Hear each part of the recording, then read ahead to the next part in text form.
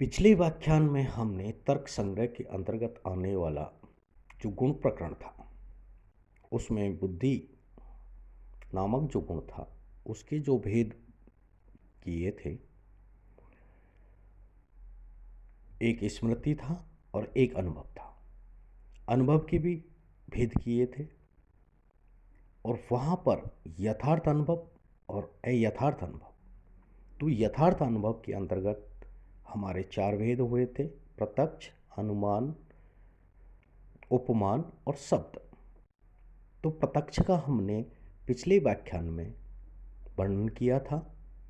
अब हम अनुमान जो प्रमाण है उसका यहाँ वर्णन करेंगे, व्याख्या करेंगे।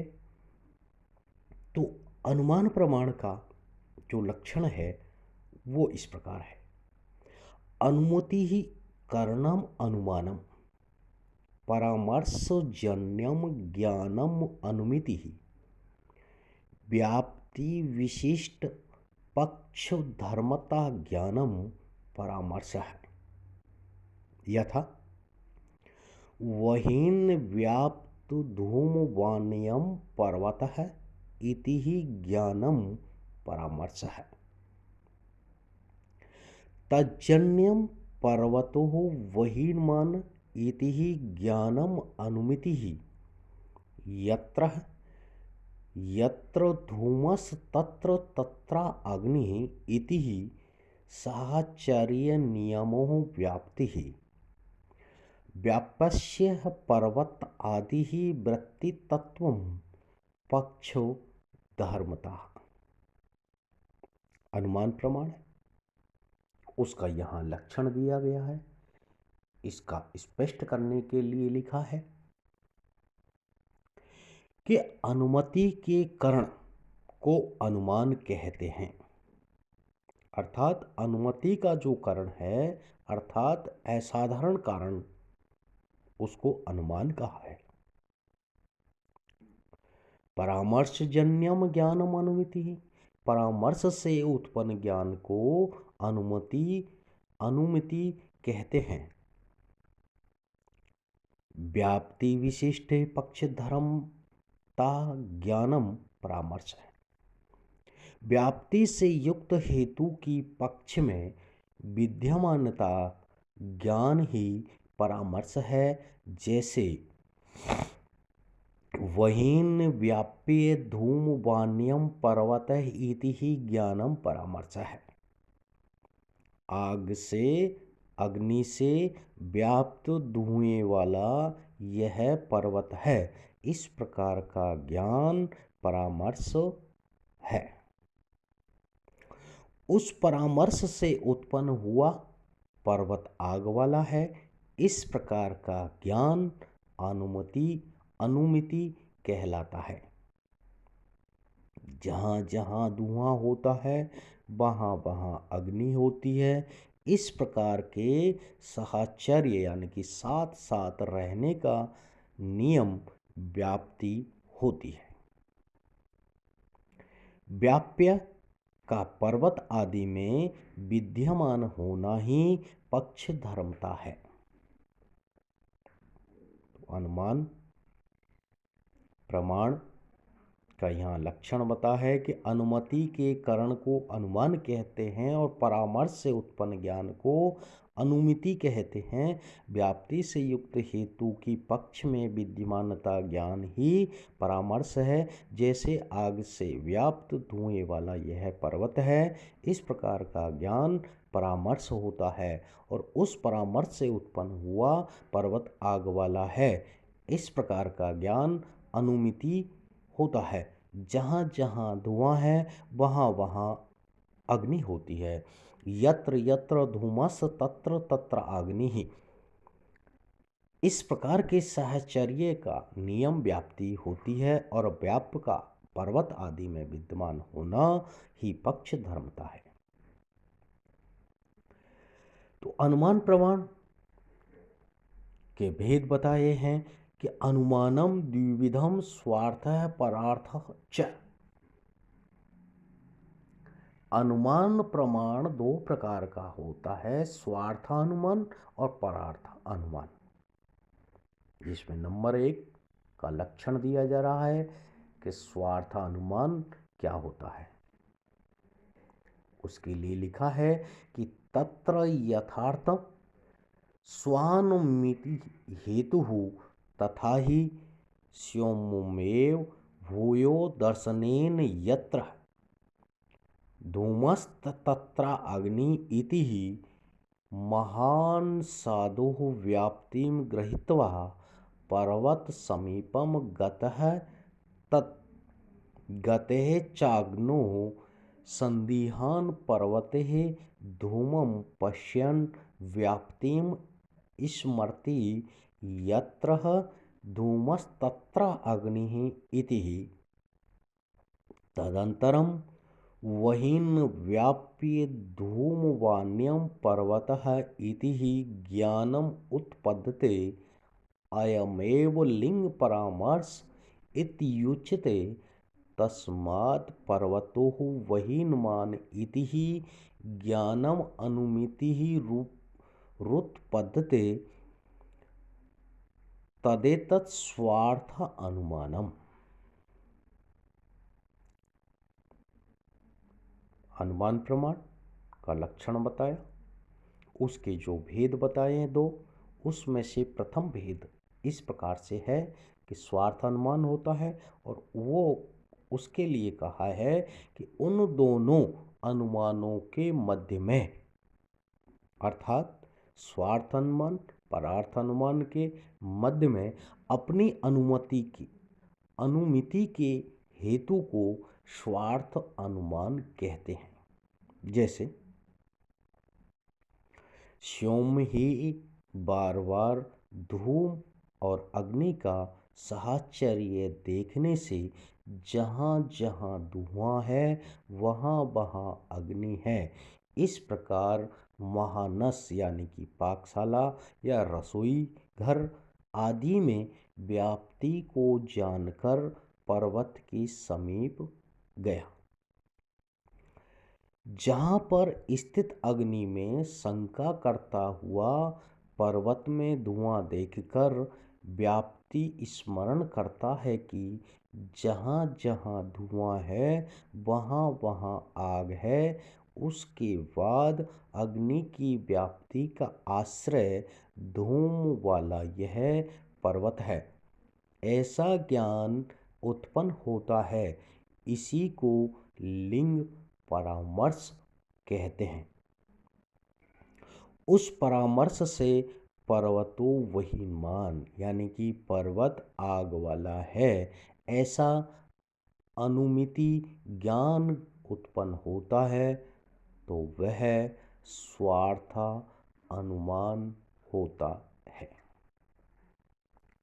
इस प्रकार से यहाँ इसको स्पष्ट किया है कि स्वार्थ अनुमान किस प्रकार से होता है। अब अगला जो दूसरा भाग है वह है परार्थ अनुमान है। दूसरा जो भेद है उसके लिए लिखा है कि यत्तु सोमो धूमाद अग्निम अनुमाय पर प्रतिपत्त्यर्थम पंचा अवयव वाक्यम प्रयुज्यते है तत् परार्थ अनुमानम। यथा पर्वतो वहीनमान धूमत्वातः यो यो धूमवान स वहीनमान यथा महानस तथा चायम तस्मात् तथा इति अनेन प्रतिपादित लिंगात् परो अप्य अग्निम प्रतिपद्यते। परार्थ अनुमान को स्पष्ट कर रहे हैं कि जो सोम धूम से अग्नि का अनुमान दूसरे को समझने के लिए 5 अवयवों वाले वाक्य का प्रयोग किया जाता है, तो वह परार्थ अनुमान होता है। जैसे पर्वतो वहीमान धूमत्वात् है, पर्वत वहीन वाला है, धूम होने से जो जो धूम वाला है, वह वहीन वाला है, जैसे महानस यानी कि रसोई घर, पाकशाला। वैसे ही यह पर्वत धूम वाला है, इस कारण से वैसा यह पर्वत वहीन वाला है, यानी कि आग वाला है। इन 5 वाक्यों से युक्त वाक्य से प्रतिपादित लिंग से पर अग्नि को जानना है। तो यह स्पष्ट हो गया। तो इस परार्थ अनुमान में पंचा अवयव जो वाक्य आया है उसका यहाँ आगे उल्लेख किया जा रहा है, उसका वर्णन किया जा रहा है कि पंचा अवयव क्या होते हैं और उसके माध्यम से कैसे जाने कि यहाँ परार्थ अनुमान है। पंचा अवयव का यहाँ व्यक्त कर रहे हैं उसका स्वरूप। प्रतिज्ञा हेतु धारणो उपनयन निगमानानि पंचा अवयवा पर्वतो वहीनमाने इति ही प्रतिज्ञा धूमवत्वातः इति ही हेतुः यो यो धूमवान् स सो अग्निमान् यथा महानस इति उदाहरणम् तथा चायम इति ही उपनय तस्मात् तथा इति ही निगमनम्। व्यक्त किया जा रहा है कि प्रतिज्ञा, हेतु, उदाहरण, उपनय और निगमन, ये 5 अवयव होते हैं, जिसमें नंबर 1 जो आ रहा है वह है प्रतिज्ञा। प्रतिज्ञा के लिए लिखा है कि पर्वतो वहीनमान इति ही प्रतिज्ञा।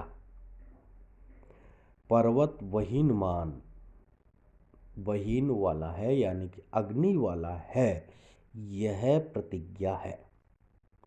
पर्वत कैसा है? अग्नि वाला, तो ये कहलाएगी प्रतिज्ञा। धूमवत्वात् इति हेतु हो, धूम वाला होने से यह हेतु है, कारण है। धुआं होने के कारण पर्वत को आग वाला कहा, इसलिए यह इसका कारण है। उदाहरण दे रहे हैं नंबर 3, यो यो धूमवान स सो अग्निमान यथा महानस।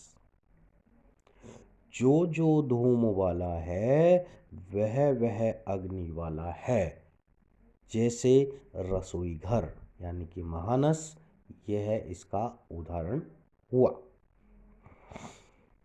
नंबर 4 में कहा है कि तथा चायम इति उपनय, वैसे ही यह यानी कि पर्वत धूम वाला है, यह उपनय हुआ। नंबर 4। नंबर 5 निगमन। नंबर 5 है हमारा निगमन। निगमन के लिए लिखा है कि तस्मात् तथा इति ही निगमन। इन कारणों से वैसा यानी कि यह पर्वत अग्नि वाला है, यह निगमन हुआ। इस प्रकार पंच अवयव जो है उनका उदाहरण सही स्पष्ट किया है। प्रतिज्ञा, हेतु, उदाहरण, उपनय और निगमन।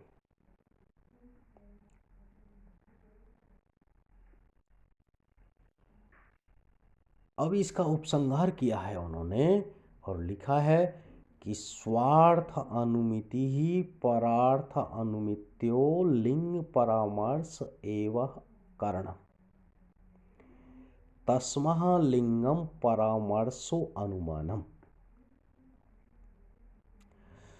स्वार्थ अनुमिति ही परार्थ अनुमिति में लिंग परामर्श ही कारण है, इसलिए लिंग परामर्श ही अनुमान कहलाता है। इस प्रकार से आज का व्याख्यान यहीं पर पूर्ण होता है।